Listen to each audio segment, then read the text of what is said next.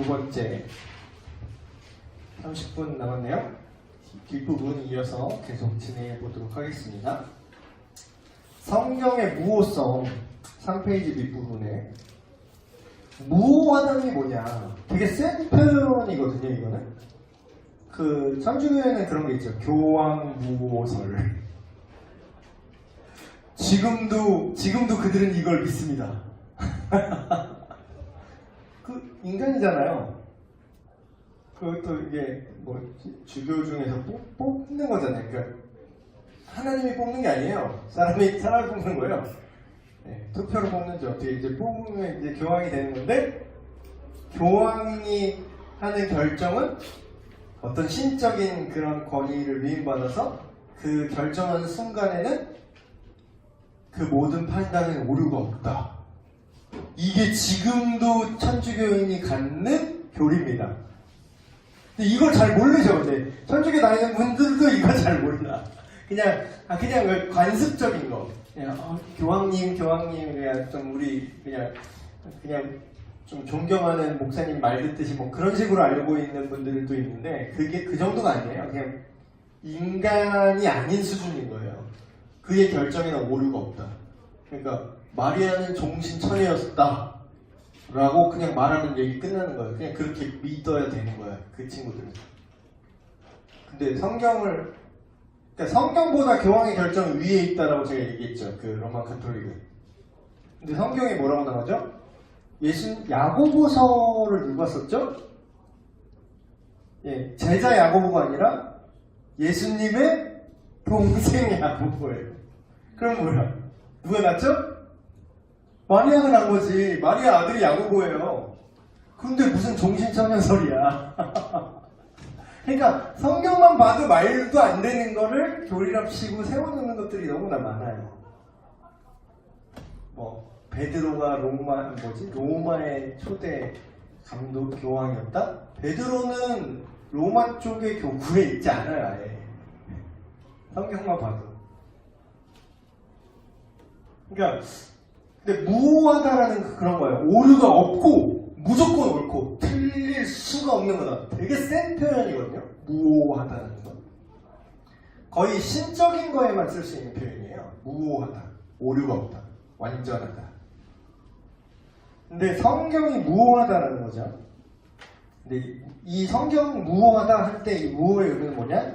성경 원본에 사실과 배치되는 어떤 부분도 존재하지 않는다. 성경은 항상 진리만을 말하고 있으며, 근데 이걸 착각하면 안 돼요?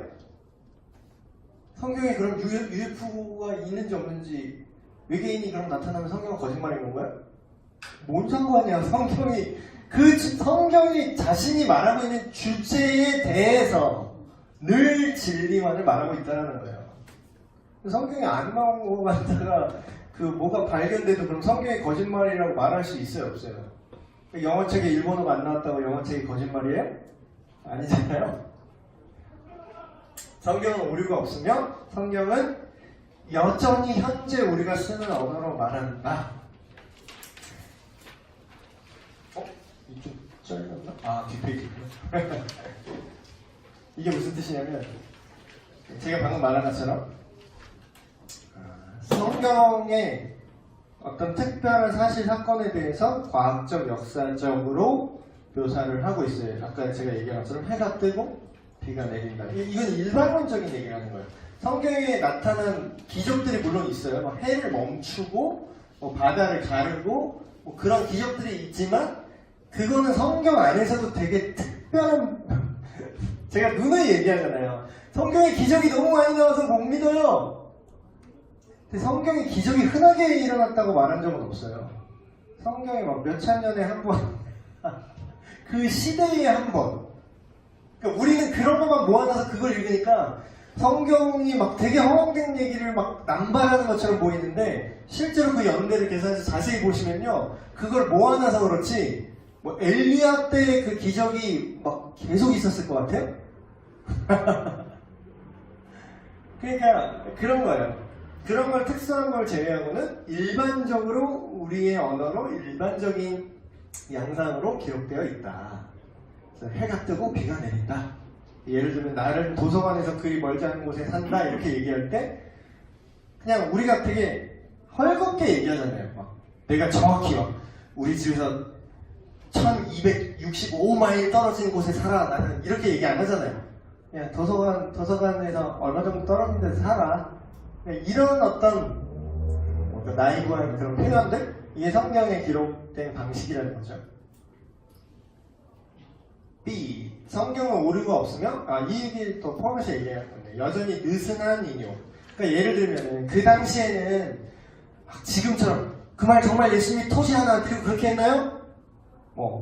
내지는 그런 인용할 때 따옴표 제대로 찍고 각주 붙이시죠? 이런 시대가 얼마 안 됐다고요. 심지어는 그때는 그런 부호가 아예 없어. 심지어는 구약 성경 이런 건 띄어쓰기도 없어요. 그 정부호도 후대 사람들이 붙인 거지. 그러니까 우리가 막 쉽게 얘기하면 막 초성 퀴즈 막 그러죠. 초성 퀴즈 그래서 모음 하나도 안 쓰고 자음만 이렇게 얘기하잖아요. 그래도 막 우리는 막 맞추잖아요. 그런 느낌이에요. 그러니까 그런 구두 전승된 초기에 구두 전승된 그런 것들은 심지어는 이제 바울이 예수님 말씀을 인용하고 이런 것들이 이렇게 막 토시 하나 안 틀리고 정확하게 되진 않았지만 그 말하는 맥락과 그 의미에는 변동이 없다. 만약에 그게 똑같이 토시 하나 안 틀리고 똑같지 않잖아. 그러니까 거짓말이야. 이렇게 얘기할 거면 성경을 공격하는 그 기준으로 동일하게 우리의 역사책이나 다른 종교 경전을 똑같이 동일한 기준으로 보면 성경보다 더 많이 걸린다는 거죠. C. 성경에 오류 없으나 성경 속에 등장하는 특이하고 흔하지 않은 문법적 구조는 서로 일관성이 있다. 이게 되게 웃긴 게 뭐냐면 복수, 단수 막 이런 거 갖다가 막 문법적으로 이거 안 맞지 않냐 막 이걸 막 덤비는 사람들이 있었겠죠. 근데 예를 들면 뭐 여러 가지 케이스가 있는데 제가 뭐 흔한 거 하나만 예를 들면 창세기에 우리의 형상대로 우리의 모양대로 사람을 만든 자 예를 들어서 이 본문이 있어요. 그러면 그 번역을 우리가 한글 번역을 할 때도 우리라고 했죠. 근데 그 복수형이에요. 근데 분명히 하나님은 한 분이라고 그랬단 말이죠. 근데 거기서는 문법이 그러면 단수를 써야 되는데 왜 복수를 썼냐? 이건 말이 안 된다. 오류다. 뭐 이렇게 얘기하는 사람들도 있어요. 그래가지고 우리는 그걸 뭐라고 얘기하죠? 그걸 삼위일체라고 얘기하죠. 근데 그걸 믿지 않는 사람들이 이렇게 얘기해요. 그건 삼위일체가 아니라 장엄복수라고 옛날에 고대 문헌을 보면 어떤 존재의 위대함을 표현할 때 단수지만 복수로 쓴다. 그분은 위대한 분이라는 걸 표현하려고. 그래서 니네 삼일체 막 틀린 거다. 막 이런 분들이 있어요. 근데 알고 봤더니 그 장엄복수라는 표현은 언제 존재했느냐? 훨씬 후대에 생긴 개념이에요. 그럼 성경 창세기가 기록됐을 때는 그 표현이 장엄복수라는 표현이 존재하지 않아요. 그럼 누구 말이 맞는 거야? 그냥 이런 식으로 성경에 뭔가 오류가 있는 것처럼 보이는 문법적으로 말이 안 되는 것처럼 보이는 부분들이 있어요. 그러나 그게 다 일관성이 있다는 거예요. 다 의미를 갖고 있고. 그래서 이런 무호에 대한 현대 도전들이 여러 개가 있는데 몇 가지 이게 얘기를 하면 이게 되게 좋은 말 같은데 이게 되게 공격하는 말이죠. 성경은 신앙과 실천에 대해서 유일무이한 권위를 가져. 근데 이 말을 뒤집어서 말하면 이런 거야. 마음가짐과 실천이 중요한 거지 그 디테일은 중요하지 않아. 그 틀린 걸 수도 있어. 무리를 걸었다고? 예수님의 정신 중요해. 이런 얘기 많이 들었을 거예요. 안 믿는 사람들에서. 나도 예수를 좋아해. 나도 예수를 존경해. 근데 예수님의 그 인류를 향한 그 평화, 그 사랑의 메시지 그런 거를 우리가 따라야지. 영생? 무리를 걸었어? 병든 자를 고쳤어? 오병이요? 그런 거는 다 후대에 약간 신격화된 거야. 그러니까 작은 디테일은 중요하지 않고 신앙과 실천이 중요하다고 하면 언뜻 들으면 맞는 얘기 같죠? 근데 결과적으로 믿음에서 벗어나게 합니다. 그래서 이거를 전문용어로 비신화화라고, 이게 뭐냐면 신화라는 거야. 성경의 내용이 진짜는 예수님의 몇몇 그런 팩트가 있는데 이거를 후대의 사람들이 자꾸 신격화했다는 거야. 그걸 이제 비신화한다고 했는데 그 근거가 뭐냐면 근거가 추측이야. 그래서 뭐 있지도 않은 뭐 예를 들면 제가 이렇게 써놨죠. 오병이어는 야 어떻게 물고기 보리떡 5개 물고기 2마리를 어떻게 5,000명이 뭐 어떻게 먹어 말이 되는 소리. 그거 그냥 어떤 어린애가 야, 자기도 먹기 바쁜데 도시락을 이렇게 들고 그 감동한 군중들이 예수님이 얘들아 봐라 이 꼬마애도 지금 자기 먹을 걸 내놨는데 니들 뭐하니 이럴 때 감동한 군중들이 십시일반 먹을 걸 내놔서 다 먹었다는 뜻이다. 그 근거가 뭐예요? 아니 여기 써있는 대로 안 믿을 거면 근거가 있어야 되잖아. 뭐죠? 요새 말로 뇌피셜자? 그러니까 인간의 추측으로 성경 본문을 어떻게 하냐고요? 자기 마음대로 재단하게 돼요. 이게 되게 위험한 생각이에요. 신앙과 실천이 중요하지 성경의 내용 자체는 진짜가 아닐 수도 있어. 이런 생각. 아주 위험한 생각이죠. 두 번째, 야 무라는 단어는 부적절해. 왜냐면 무라는 단어 자체가 과학적 완전한 것, 정확도 있는 걸 얘기할 때만 써야지 성경을 이런 단어로 표현하면 어떡하니. 그리고 또 이런 얘기하죠. 야 성경 자체가 성경이 정말 무어라는 말을 쓰진 않아. 여기에 반박을 할게요. 무어라는 단어는 용어는 성경을 연구하는 학자들에 의해서 100년 이상 지속적으로 사용됐어요. 그러니까 어느 날 갑자기 나온 개념이 아니라는 거야. 그러니까 그런 거 있어요. 예를 들면 우리가 많이 쓰는 말 있죠. 야 방향이 중요하지 속도가 중요한 게 아니야. 이러면 꼭 이제 진지한 사람 하고 야 내가 물리학 전공했는데 야 속도에는 방향이 포함되어 있어. 또 이런 얘기해. 근데 그게 문제의 본질이 아니잖아. 여기서 얘기하고자 하는 바가 그게 아니잖아요. 그러니까 그래서 무하는 게 그래서 막 성경에 안 나오는 단어는 그럼 우리가 쓰면 안 되냐? 얘기했을 때 삼위일체라는 말 성경에 안 나옵니다. 성육신이라는 말도 성경에 안 나오죠. 근데 그래서 우리가 그걸 믿으면 안 돼요? 성경에 등장하지 않음에도 한 단어로 성경의 가르침을 잘 요약할 수 있죠. 그걸 교리적으로 정립한다 그래요. 그러니까 요약을 해야 되잖아. 그 얘기를. 그럼 삼위일체를 어떻게 요약해? 그냥 성경에 있는 표현만 하면 뭐 너무 방대하게 설명을 해야 되잖아요. 예수님이 인간의 몸을 입고 그러나 예수님의 신적 속성과 인간의 속성이 서로 섞이지도 않고 나뉘지도 않고 이 복잡한 얘기를 언제 다 설명하고 있어. 그냥 성육신 하면 끝나는 거지. 그러니까 그걸 압축하는 용어가 필요해서 만든 거지 그게 없는 말을 지어낸 건 아니라는 거예요. 자, 이거 되게 중요한 거. 야 니네 원본 없잖아. C가 그거죠. 우리는 오리 없는 이걸 쉽게 말하면 원본이 없다라는 거예요. 근데 제가 여기 써놨어요. 원본이 존재하지 않는 이유. 사람들이 막 그렇게 얘기해. 야 하나님이 그렇게 전지전능하다며 그럼 원본을 남겨두시지 왜 원본은 어디 갔냐? 이렇게 얘기하는 사람이 있어. 그러면 첫째, 원본이 무손실 상태로 있다는 것 자체가 위조의 가능성이 아주 높습니다.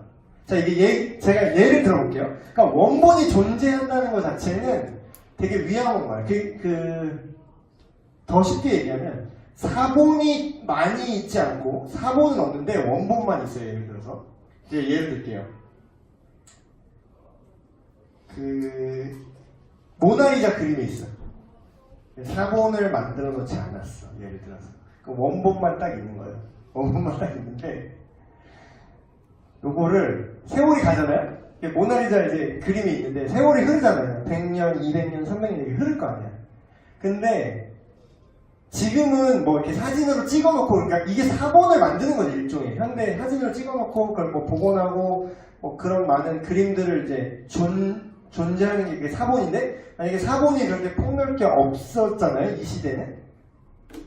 근데 원본만 딱 있어. 그러면 그게 오히려 위조가 쉽습니다. 예를 들어 볼게요. 모나리자 눈썹을 조금씩 그려. 조금씩, 아주 조금씩. 한 50년에 붓터치 하나씩 그린다고 생각해봐요. 그럼 원본이 바뀌어도 원래 원본을 알까요? 모를까요? 몰라. 원본이 바뀐 줄도 모를걸요? 근데 만약에 사본이 엄청나게 많아. 그럼 바로 알지. 왜냐면 조금씩 눈썹을, 모나리자 눈썹을 조금씩 그렸어요? 그럼 한 1000년 지나면 눈썹이 생겨있어. 근데 사본이 많으면 그 사본에는 눈썹이 없어. 이게 뭔 말인지 이해돼요? 이게? 어떤 개념인지? 둘째, 원본, 성경 원본이 만약에 존재하잖아요? 그럼 여러분 상상하면 우상숭배 쩔어요. 우상숭배 쩐다고. 원본이 있으면 그거 보려고 난리도 아니고 거기 엎드려 경배할걸? 진짜? 우상될걸? 진짜로. 그러니까 우리는 성경 그 문서, 이 종이 조각, 종이 원본이 있다 한들 그 종이 조각이 하나님의 말씀입니까? 거기 써있는 내용과 하나님의 취지가 하나님의 말씀입니까? 네. 법궤가 왜 없는 줄 아세요? 동일한 이유예요. 법궤가 만약에 발견됐어요. 법궤가 발견됐다고 우상숭배 쩔걸요? 예수님의 무덤, 모세의 무덤 어디 있는지 왜 모를까요, 사람들이? 어디 있는지 알면 우상숭배 쩔걸? 지금 뭐 사도들 무덤도 마찬가지예요. 뭐 베드로가 뭐 성 베드로 성당 지하에 묻혔다? 그 진의 주장이지 그건 확실치 않아요. 두 번째, 원본이 없다는 것이 사본이 거짓이라는 것을 증명할 수가 없어요. 제가 아까 얘기한 것처럼 오히려 수많은 사본들이 대조를 통해서 가장 원본에 근접한 본문을 얻을 수 있어요. 제가 예를 들어볼게요. 6.25 전쟁이 났었죠. 1950년대에 6.25 전쟁이 났어요. 근데 그 기록, 그 6.25 전쟁 보신 분 여기 안 계시죠? 저희 할머니 보셨는데. 그래서 그 얘기 들으면 되게 재밌어요. 재밌다기보다는 지금 들으니까 재밌지 그 당시에는 되게 심각한 거였는데 그때 6.25 때 저희가 처할머니죠. 6.25 때 본인께서 20살인가 그랬어요. 그러니까 그걸 다 본 거지. 그러니까 성인 거의 뭐 다 인식할 수 있는 상태에서 다 본 거고 그때 뭐 시체를 너무 많이 봐가지고 나중에 그냥 무관광 했대요. 막 그냥 벽돌 없는 느낌으로 시체 이렇게 밟고 다니고 그러셨대요. 너무 사람이 많이 죽어가지고. 근데 예를 들어서 그때를 겪은 사람들이 다 지나갔어. 지금 우리는 다 못 봤잖아요. 그때. 그럼 우리가 어떻게 알죠? 막 우기잖아. 우리 그런 적 없다 또 이러잖아요. 어떤 사람들이. 근데 나만 측의 기록이 남아있어요. 예를 들어서. 근데 나만만 있어. 우리나라만 6.25가 있었다고 기록이 있어. 그러면 그게 진짜일까? 거짓말일 수도 있지 않을까? 이렇게 사람들이 막 생각하겠죠. 근데 그 기록이 어디도 있어요? 북한에도 있어요. 그리고 어디도 있어요? 그 당시 중공군 기록에도 있어요. 미군 기록에도 있어요. 그러면 사본이 많을수록 그 기록이 진짜일 확률이 높습니까? 적을수록 진짜일 확률이 높습니까? 당연히 사본이 많을수록 진짜예요. 그러니까 원본이 없다고 그게 거짓말이 되는 게 아니라 원본을 담고 있는 사본이 많을수록 그게 오히려 더 진짜일 확률이 높아요. 그리고 성경 기록하는 방식 자체가요. 성경의 원본이라는 개념 자체가 이게 한 사람이 쭉 쓴 책이 아니기 때문에 각자 다른 시대, 다른 계층의 사람들이 한 기록의 종합이기 때문에 동시대 사람들의 증언과 서로 상호 확증으로 정경화 작업, 성경으로 인정된 작업이 이루어진 책이기 때문에 당연히 엄청난 수의 사본들의 대조가 있을 수밖에 없다는 거죠. 그럼 인정합니다. 5번 페이지 D. 성경에는 근데 진짜 확실한 오류가 있어요. 네, 있어요. 이렇게 얘기하면 또 그럼 목사님 완전 축자 영감이라면서요. 왜 오류가 없다면서요. 성경 전체는 제가 뭐라 그랬죠? 완전 축자 영감. 글자 하나하나 오류가 없는 건 뭐가 오류가 없다? 원본이 오류가 없다는 거예요. 그렇다고 그럼 우리가 들고 있는 사본인데 그럼 이건 우리 못 믿겠네요? 그건 아니에요. 제가 예를 한번 들어볼게요. 근데 이건 이미 학자들이 다 결론 낸 거예요. 근데 그 중에서 제가 이게 되게 많은데 몇 개만 제가 얘기할게요. 예를 들어서 뭐 열왕기와 역대기 동일한 사건을 다른 관점에서 기록한 책이잖아요. 근데 거기에 특정한 왕의 나이가 잘못 기록되어 있어요. 잘못 기록된 것처럼 보여요. 그걸 계산을 했는데 양쪽을 대조하니까 막 3살 때 왕자에 앉은 걸로 나와 막 계산이 안 맞는 거지. 근데 그게 나중에 밝혀졌는데 어떻게 해결됐느냐?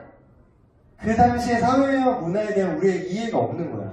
근데 예를 들면 고대사회의 왕이 아니더라도 이름이 한 개인 경우가 아니라 이름이 2개, 3개인 경우가 있어요. 이름이. 그럼 우리는 여기서는 이 이름으로 말하는데 여기서는 다른 이름으로 말하면 우리는 헷갈린 거야. 그래서 이게 연대가 안 맞는 것처럼 착각이 드는데 실제로는 동일 인물일 수 있는 거죠. 그래서 뭐 이런 식으로 해결되는 경우도 있고, 그리고 뭐 진짜 막 그렇게 중심적인 내용이 아닌 거. 예를 들면 뭐 사무엘 상에 보면은 가드, 그러니까 블레셋 지역에 가드라는 지역이 있는데 거기에 가드를 잘못 쓴 것 같은, 뭐 예를 들면 가이라고 나온 본문이 있어요. 실제로 그거는 한글 성경에도 그렇게 써 있어요. 그러면서 옆에 주석에 조그맣게 써 있어요. 가드의 필사 오류로 보인다.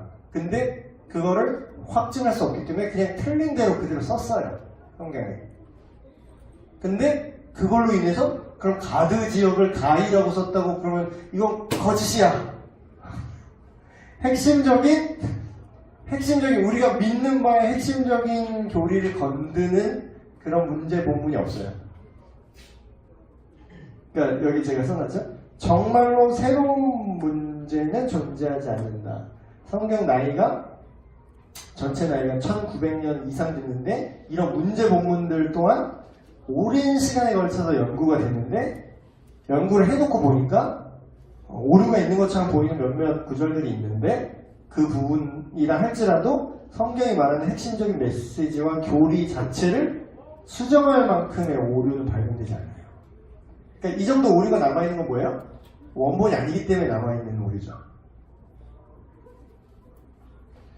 셋째, 이게 되게 심각한 건데 성경 무호를 거부할 때 나타나는 문제점들이에요. 그러니까 되게 위험한 거죠. 그러니까 천주교인들이 맞닥뜨린 문제점이기도 해요. 성경은 오류가 있고 성경은 자기네들이 추기경 회의에서 만들 수도 있고 성경의 내용도 바꿀 수 있고 교황이 무호하다 이러니까 그런 문제점이 발생하는 거죠.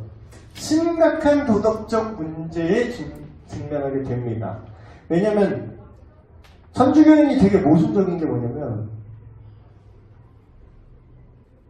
성경을 공부하고 성경을 믿는데 하나님을 믿는데 근데 하나님이 성경에 뭐라고 써있죠? 내 말은 하나도 떨어지지 않고 계시록에 뭐라고 써있죠? 내 말에서 빼는 자 내가 하늘 생명책에서 네 이름 빼버릴 거고 더하는 자 지옥의 형벌을 너희에게 더할 것이다. 근데 하나님은 그렇게 얘기했는데 하나님 말을 안 믿네. 그럼 하나님 믿는 거야. 근데 하나님 믿는데 자기는. 그러니까 이게 모순인 거야. 그러니까 심각한 도덕적 문제에 직면하게 되는데 하나님을 믿는다고 하는데 하나님을 거짓말하는 사람으로 만드는 거야. 한 사람이 아니시지. 거짓말하는 존재로 만드는 거야. 그러니까 성경은 그렇게 말하고 있는데 하나님이 그렇게 안 한다는 거야. 그럼 뭐예요? 결과적으로 하나님이 의도적으로 거짓말하고 계시는 것밖에 안 되는 거잖아. 그 말이 사실이라면. 그렇죠? 두 번째 B. 이게 되게 핵심적인 문제인데 이게 오류가 어느 한 부분이라도 오류가 있다라고 생각하면 결론적으로 어떻게 돼요? 순종하기 싫은 말씀에 대해서 이건 아닐 거야 이러면서 합리화가 시작되는 거야. 이건 그냥 동성애도 받아주셔. 그러니까 이거는 내가 마음에 드는 구절은 받고 내가 마음에 안 드는 구절은 안 믿는 거야. 그럼 뭐야? 결과적으로 안 믿게 되는 거예요. C. 하나님 말씀 그 자체보다 성경이 절대적인 기준이 아니라 더 이게 오류가 있어. 그럼 뭘 근거로 그걸 판단해? 이게 오류가 있다는 걸 어떤 도구로 이걸 판단할 거 아니야. 이게 오류가 있다라고 했어서 이걸 믿지 않겠다고 했을 때, 그럼 더 상위의 어떤 것으로 이걸 지금 판단을 한 거잖아요, 그렇죠? 그럼 그 상위에 뭔가는 성경보다 상위에 있는 건 뭐죠? 인간 이성이지. 근데 이거에 대해서 성경이 뭐라고 써있는지 아세요? 소름 돋게. 창세기 3장에 나온 게 그거잖아요. 내가 판단할 겁니다, 지금부터. 하나님의 명령은 중요하지 않고 이제부터 내가 뭐가 선한지, 뭐가 악한지, 뭐가 옳은지, 뭐가 그른지, 뭐가 진짜인지, 뭐가 거짓말인지는 내가 판단합니다. 이게 죄의 근본입니다. 소름 돋지 않아요? 인간의 마음이 판결의 기준이 되는 거잖아요. 성경도 인간의 마음으로 판결하는 거잖아요, 결국은. 그럼 뭐예요? 근데 여러분 생각해보세요. 집단지성, 요새 막 집단지성 그런 거 얘기하죠? 집단지성은 오류가 없을 것이다. 현대사회가 발달하고 네트워크가 발달하면서 수많은 빅데이터를 막 모아서, 물론 일련 합리적으로 보이는 부분도 있어요. 근데 빅데이터 자체는 그냥 데이터일 뿐이야. 데이터를 취합을 누가 해요? 취합된 데이터에 대해서 어떤 판단을 내리고 결론을 내려요. 그건 누가 해요? 결국 인간이 하는 거야. 빅데이터, 집단지성 어쩌고. 집단지성은 완벽해요? 한 사람이 생각하는 것보다 지금 10명이 생각하는 게 더 정확할 것 같아요? 물론 그렇게 산술적으로 보면 그렇죠. 근데 여러분, 누가 나치당에 투표를 했나요? 집단지성이에요. 독일인의 거의 집단적으로 독일인은 나치를 찬성했습니다. 집단적으로 판단하는 게 절대적으로 옳아요? 그러니까 이게 인간은 믿을 수가 없다는 거예요. 근데 그 믿을 수 없는 인간의 집단 지성으로 성경이 이게 진짜인지 거짓말인지 지들이 판단하겠다는 거야. 그 자체가 모순이고 오류예요. 성경 전체에 오류가 없다는 사실을 만약에 거부하잖아요? 그러면 이게 바늘구멍이 점점 커지는 것처럼 뚝 무너지듯이 조그만 구멍 하나에서 주먹만해지고, 주먹만한 게 막 팔뚝만해지고, 나중에 뚝 무너져요. 그러니까 하나둘씩 이건 아닐 거야, 이거는 진짜가 아닐 거야 그러면 처음에는 지역적인 부분으로 얘기했다가 나중에 핵심적인 교리까지 손을 대기 시작합니다. 야, 동정녀 잉태가 어떻게 말이 돼? 다 건드는 거예요. 다 건드는 거야. 결론적으로 이 기록된 말씀이 궁극적 권위이다. 자, 말씀이 기록된 그 내용 맥락을 다시 한번 정리를 할게요. 처음에 말씀이 어떻게 주어지죠? 하나님께서 모세에게 말씀하시죠. 창세기도 여러분 맥락을 아시면 그 시내산에서 계시를 받으러 10계명 받으러 올라갈 때 40일 동안 안 내려왔다고 나와요, 성경에. 그럼 그 40일 동안 모세에게 하나님이 너희가 이스라엘인데, 그때는 자기 정체성도 모를 때야. 니들이 내가 인간을 어떻게 지었는지부터 하나님이 얘기를 하신 거고, 그때의 전통적인 견해예요. 가장 핵심적인 견해죠. 그때의 창세기, 출애굽기, 레위기, 민수기, 신명기를 모세가 기록했다라고 봐요. 그러면 처음에 하나님께서 모세에게 말씀하시죠. 그럼 그걸 글로 썼단 말이죠. 그리고 그 선지자들이 그 말을 알고 또 선지자들에게 게시된 후대 내용들을 책에 기록하기 시작합니다. 그게 구약성경이죠. 역시 뭐예요? 기록된 성경이에요. 이게 되게 중요한 게, 기록된 성경이 최종 원인을 갖는 게 왜 중요하냐면요. 제가 옛날에 약간 좀 신비 이런 쪽에 있는 그룹들을 좀 많이 알았어요. 근데 어떤 책을 가진 거야. 그 예배의 원리에 대해서 어떤 되게 신령한 분이 썼대, 그 책을. 딱 봤는데 본능적으로 딱 어떤 신앙적인 글을 쓰면 그 사람의 배경을 확인을 해야 돼요, 여러분. 그 사람이 어떠한 신학을 했는지 안 했는지, 했으면 어디서 했는지, 어떤 컬러를 갖고 있는지, 그걸 봐야 그 사람을 분별할 수 있거든요. 딱 봤는데 뭐가 없어. 그래서 내용을 봤어요. 아니나 다를까 어떤 논리를 주장하는데 이런 신령한 예배를 드릴 수 있게 됩니다. 무슨 뭐 블라블라 근거를 썼어. 근데 근거가 없어. 그냥 자기 생각이야. 성경적인 뭐 근거도 없어. 그래서 막 신비 막 이렇게 책을 썼어요. 그래서 제가 그랬어요. 이거 좀 이상한 것 같은데? 이 사람은 뭐 신학도 안 하고 뭐 이상해 그랬더니 되게 좀 발끈을 하시더라고. 그래. 그러면 신학 공부하면 하나님을 공부 안 하면 하나님 모르는 거구나. 그래서 그때 되게 뻥쳤거든요. 근데 그게 왜 위험하냐면, 그 논리가 왜 위험하냐면, 기록된 말씀이 궁극적인 권위를 갖지 않고, 그렇게 처음에는 별 차이가 없어. 처음에는 조금 벗어나요. 그러니까 예를 들면 뭐 24시간 예배 뭐 이런 거. 어떤 거를 신학화하면 그게 되게 위험해요. 24시간 예배하는 게 잘못은 아니죠. 그게 나쁜 것도 아니에요. 근데 하나님께 우리는 24시간 쉬지 않고 예배를 그 불을 끄지 않는 것처럼 성전에 불이 꺼지지 않았던 것처럼 성전에 기름이 마르지 않았던 것처럼 우리도 다윗의 장막을 펼쳐서 그렇게 24시간 예배를 드려야 된다는 거예요. 그건 뭐예요? 벌써 어떠한 교리화되고 있는 거죠. 그러니까 나는 그러면 인정. 나는 그냥 내 취향이야. 나는 24시간 예배가 드리고 싶어서 그래. 그러면 인정. 근데 그게 진정한 예배이며 그렇게 해야만 한다 쪽으로 살이 막 붙어. 근거는 성경을 또 갖다 대긴 해. 근데 그게 일반화되는 거는 또 다른 문제라는 거죠.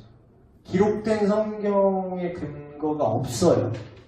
그러니까 우리의 최종 권위는 기록된 성경 말씀 안에 있어야 된다는 거예요. 또 막 이렇게 막 비꼬면서 그런 신비 쪽에서 그런 얘기를 해요. 니네는 사도신경 할 때 성령을 믿사오며 이렇게 하지 말고 성경을 믿사오며 해라 이래요. 그러니까 되게 바보 같은 생각인 게 성령 충만하고 성령의 인도하심을 받는 게 성경 외적으로 어떤 새로운 상상을 하는 게 성령의 인도하심을 받는 거로 착각을 하더라고. 되게 바보같이 나는 성령 사역하는 사람이다 막 이래요. 여러분 성령이 뭐 하시는 분인지 아세요? 성령의 주된 사역이 뭔 것 같아요? 장풍 쏘는 거? 예언하는 거? 방언하는 거? 아니에요. 성경에 기록되어 있는 성령의 주된 사역은 하나님 말씀을 깨닫게 하시는 겁니다. 이걸 성령님이 썼다고. 근데 이게 되게 웃긴 거지. 성령님이 성경책을 썼는데 니들은 성령을 안 믿고 성경을 믿지? 성경을 성령님이 쓰셨는데? 그러니까 되게 기록된 말씀을 무시하고 뭐 어떤 새로운 거를 펼쳐나가는 거는 이단 사이비로 빠질 수밖에 없어요. 그렇죠? 그리고 구약성경, 그 기록된 성경의 구약성경을 인용해서 그 참 의미를 예수님이 또 풀어주셨죠. 직접 풀어주셨고 그 예수님의 말씀과 가르침을 사도들이 또 책으로 기록하죠. 그래서 예수님의 가르침과 그대로 살아가는 것에 대한 이야기를 또 편지로 교회들의 사도들이 썼죠. 그 내용이 기록되어 있는데 그게 뭐냐고요? 기록된 신약 성경입니다. 그래서 기록된 말씀보다 다른 것에 최종적 권위를 두는 시도, 예를 들면 교황의 말이라든가 교황의 결정이라든가 교회의 결정이라든가 이거 되게 위험합니다. 교단의 결의, 물론 정상적인 교단이라면 성경적인 근거를 갖고 결의라는 걸 하죠. 근데 교단이 결정했다고 그게 100% 성경적일까? 아닐 수 있다는 거예요. 그래서 미국 장로교회 동성애 인정하잖아요. 거기 다 나왔잖아요. 그 성경대로 믿는 교회는 거기 PCUSA라고 미국 장로교. 거기 다 나왔어요. 교단이 그렇게 결정합니다. 교단이 신사참배하라고 그래요. 우리나라 옛날에 과거였어. 교단이 신사참배하라고 하면 그 우상숭배 아닌 거야? 성경은 우상숭배라고 하는데 그럼 우리 교단 따라가야 돼요? 성경 따라가야 돼요? 그러니까 제가 헛소리해도 여러분 따라가면 안 되니까요. 그래서 뭐 성경을 또 해석하는데 막 좀 요새 또 세련되게 성경 본다고 뭐 그 당시의 역사와 맥락 이런 걸 아는 게 중요해요. 물론 중요해요. 근데 객관적으로 밝혀지지 않는 상태에서 뭐 가상의 공동체를 설정한다니까? 있지도 않아. 야, 이거는 말이 안 된다. 어떻게, 야, 모세가 창조 때를 어떻게 아냐. 모세가 창조 때 그걸 어떻게 봤냐. 이거는 그 가상의 뭐 J문서, D문서, P문서에서 그 공동체가 역사적으로 존재했던 어떤 공동체가 있는데 걔네들이 만든 거다. 그걸 짜집기 해서 만든 걸 것이다. 근거는 없어. 추측에서 시작된 이론이에요. 가설적 재구성 어쩌고 이건 다 말이 안 되는 거예요. 근데 이걸로 성경의 내적인 권위를 뒤집으려고 한다니까요. 그러니까 자기 추측으로 말은 뭐 신학의 이름을 막 갖다 붙이고 세련되게 얘기하는데 결론은 뭐다? 성경보다 가상의 어떤 이론으로 성경을 뒤집겠다는 거죠. 예. 그래서 오늘 성경에 대한 교리 중에서 첫 번째 시간으로 성경의 권위 자체에 대해서 그리고 오류가 없음에 대해서 오늘 좀 얘기를 했습니다. 그래서 내용 요약 질문 제가 너무 많아서 2개만 썼어요. 이거 여러분 오늘 들으신 강의를 바탕으로 이 2가지 질문에 여러분이 대답을 한번 해보시고 집에 가서 한번 노트에 적어보시고 그리고 조금 더 개인적으로 적용할 수 있는 질문을 2개 제가 써놨어요. 이건 좀 솔직하게 쓸 수 있는 거죠. 저 개인적으로 이건 진짜 아니었으면 좋겠다. 이거 믿기 싫은 부분들, 순종하고 싶지 않은 말씀이 과연 있나? 그렇다면 이 문제를 우리가 어떻게 해결해야 될까?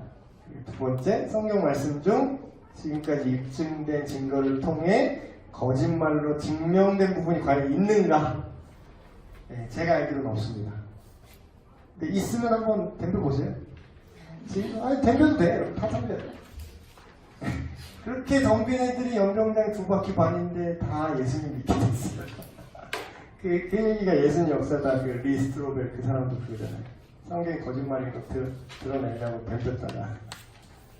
근데 동일한 기준으로 몰몬경이나 코란이나 다른 경전들 덤비면 되게 허점이 많아요.